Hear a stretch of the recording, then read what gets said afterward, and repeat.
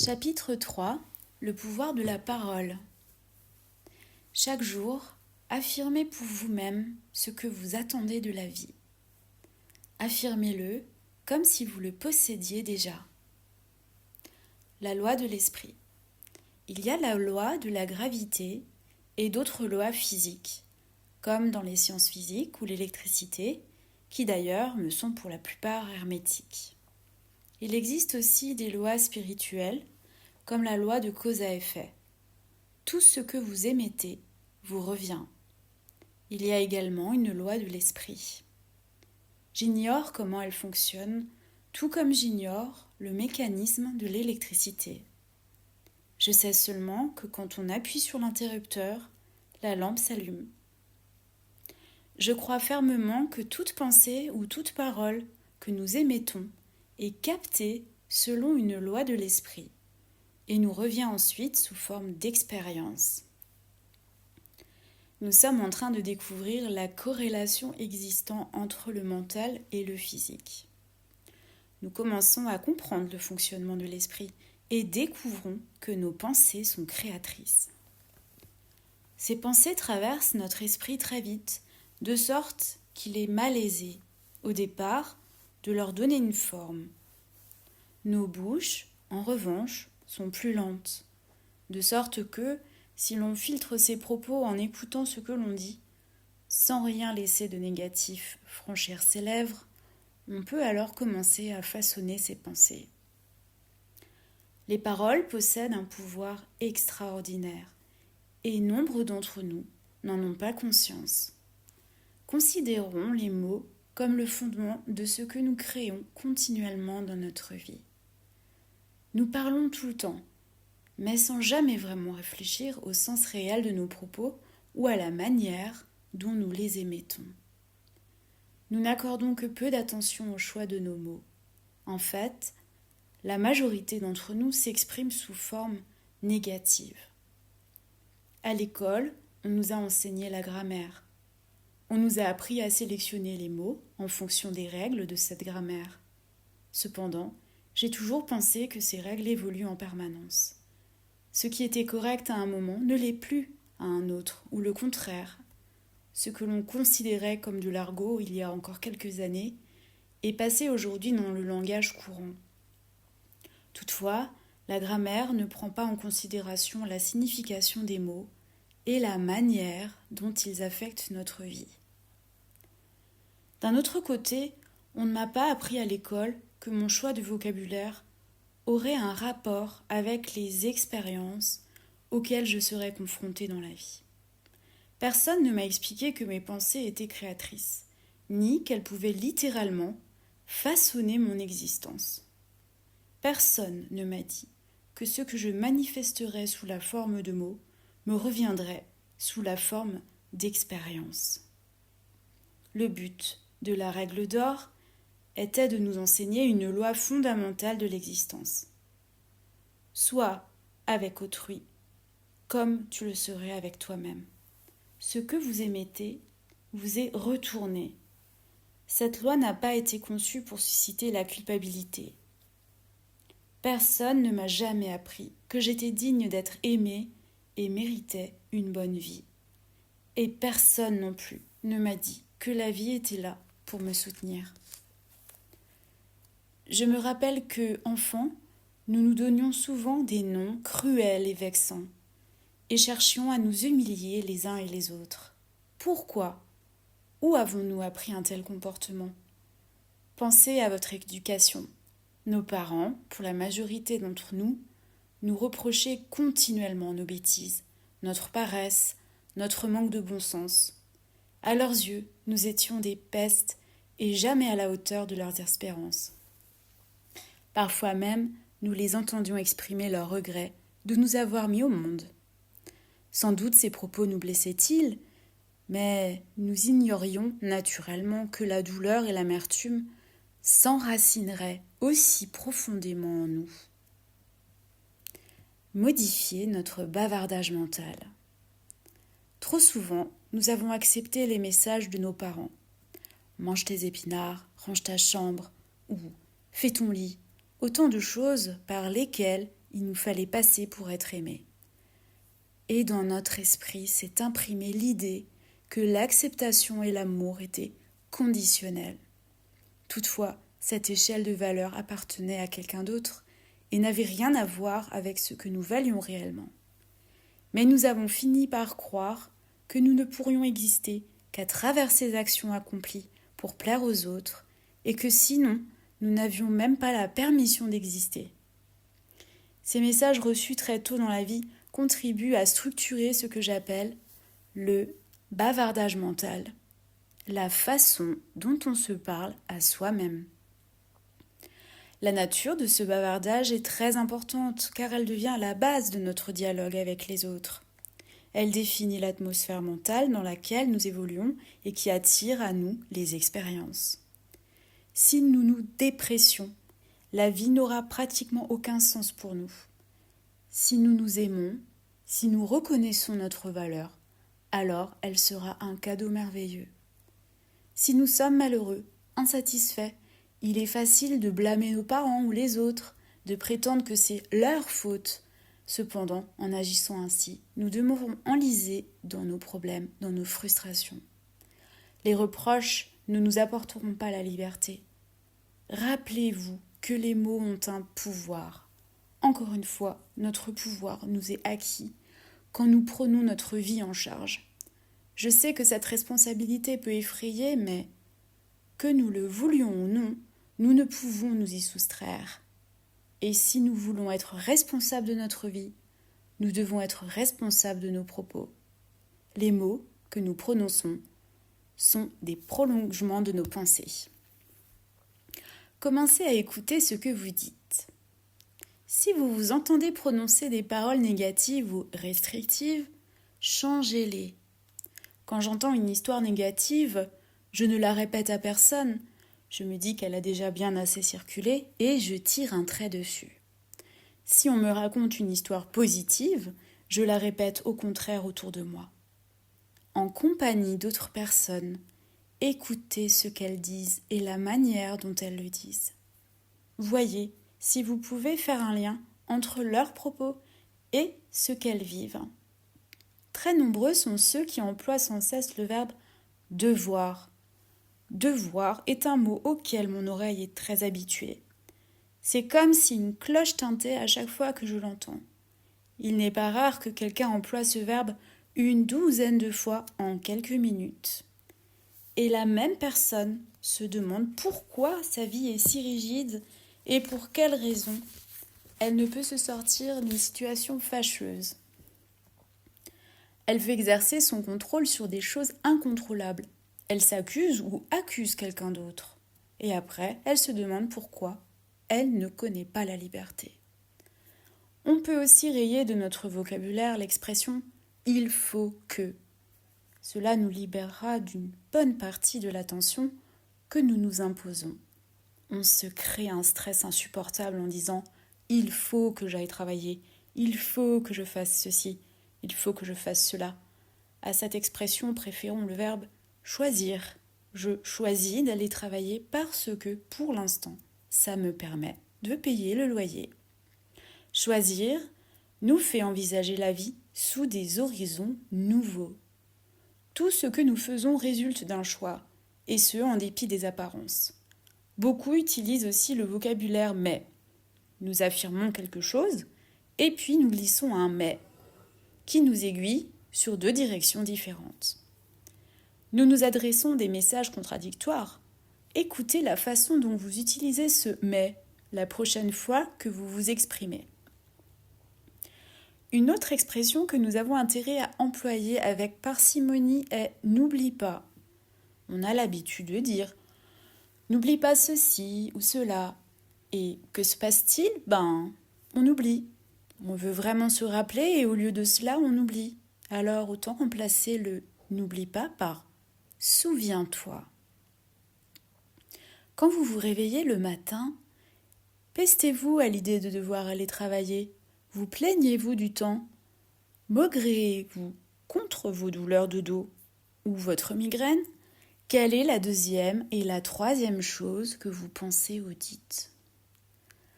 Appelez-vous les enfants pour qu'ils se lèvent? À peu de choses près, les gens tiennent tous les mêmes propos le matin.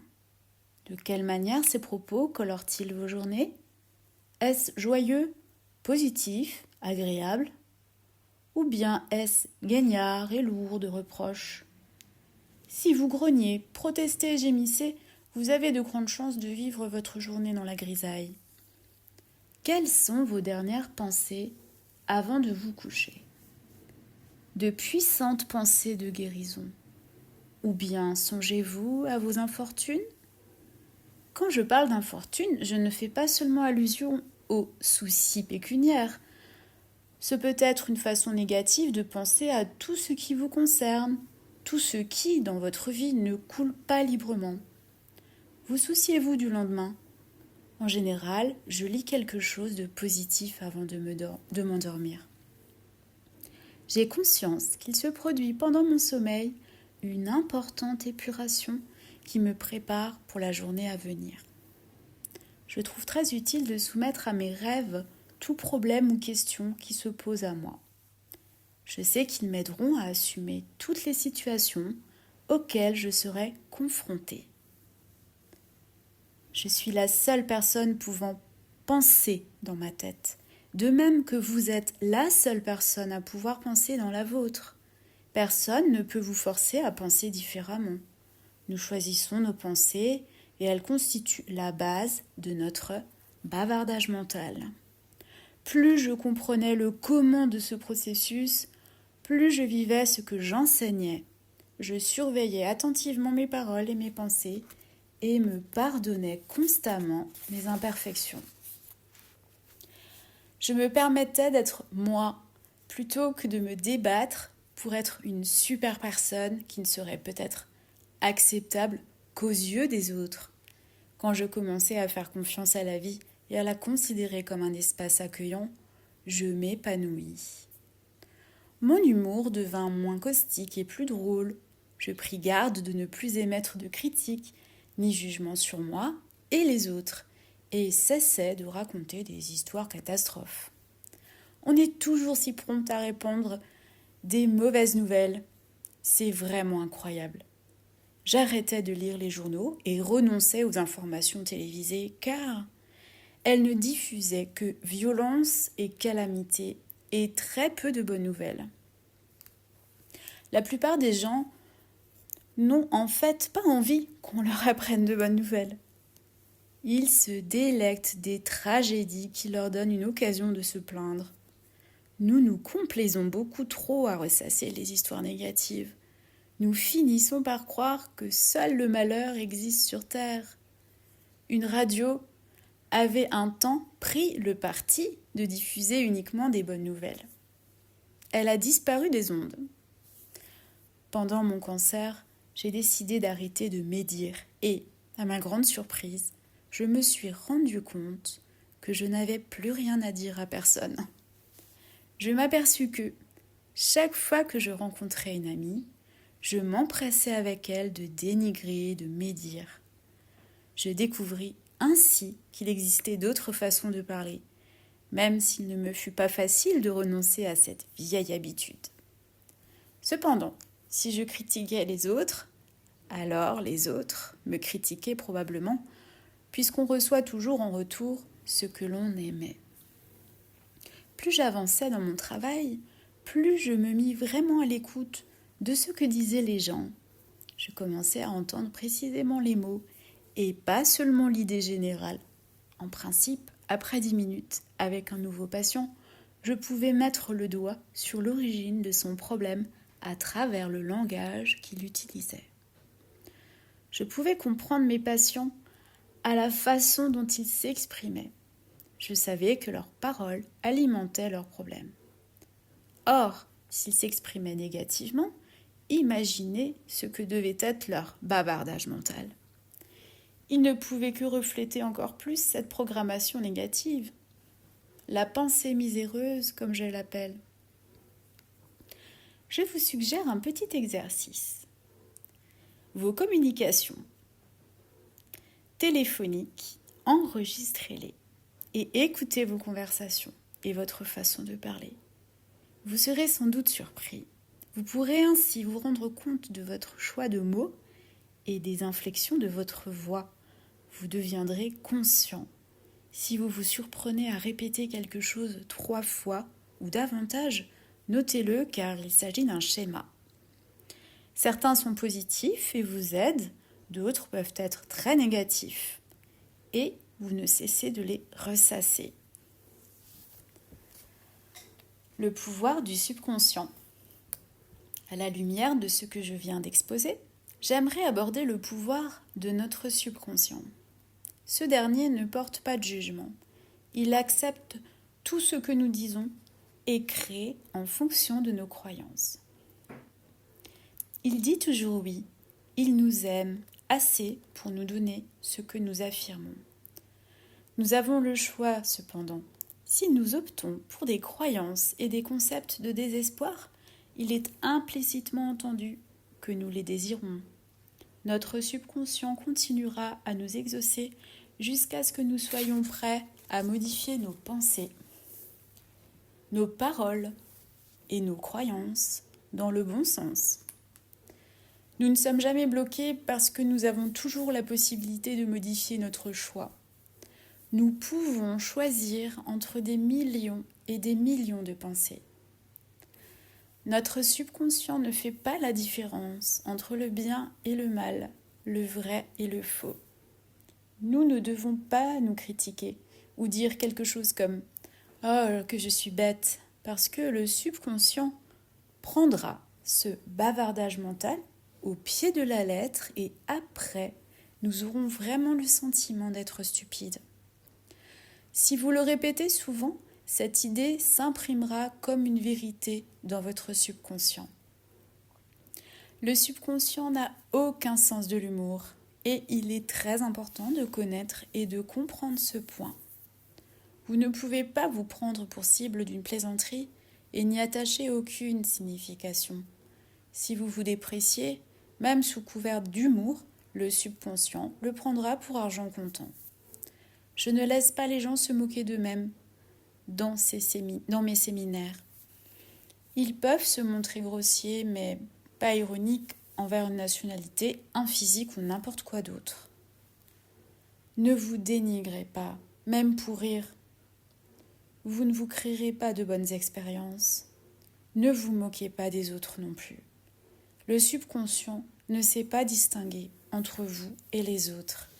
Il entend les paroles et il pense que vous parlez de vous-même.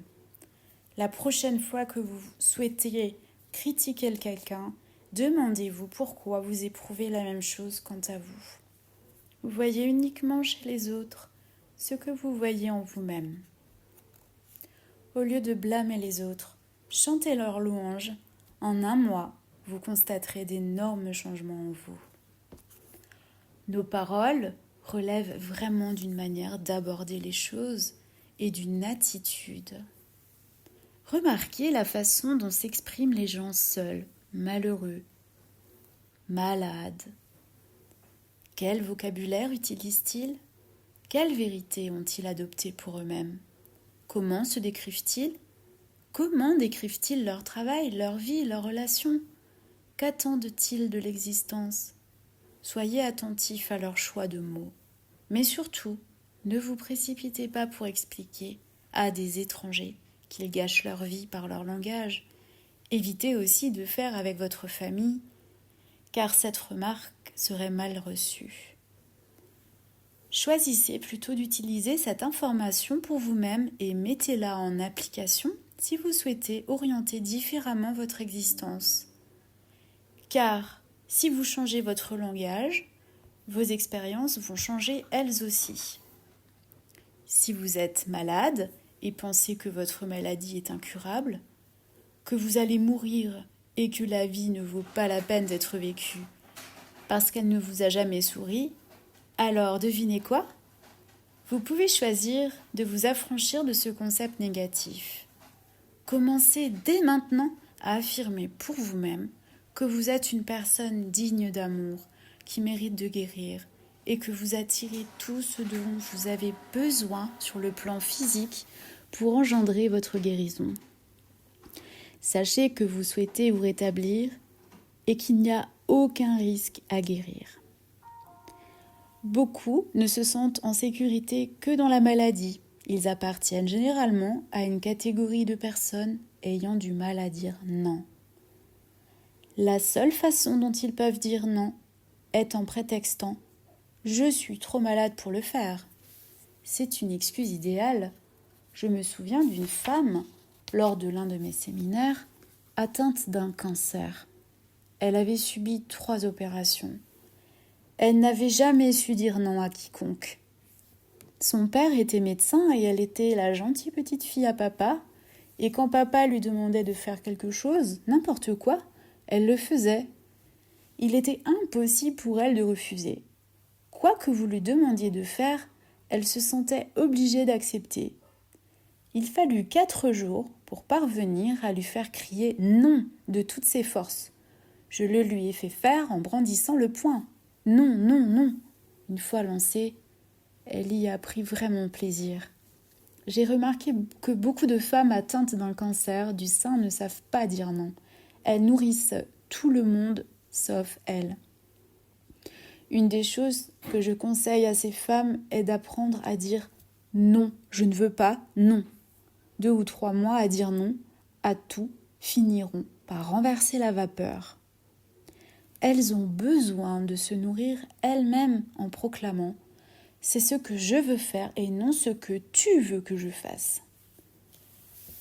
Quand je travaillais en séance individuelle, j'écoutais mes patients se débattre dans leurs limitations et systématiquement insister pour m'impliquer pourquoi ils se sentaient coincés dans une impasse.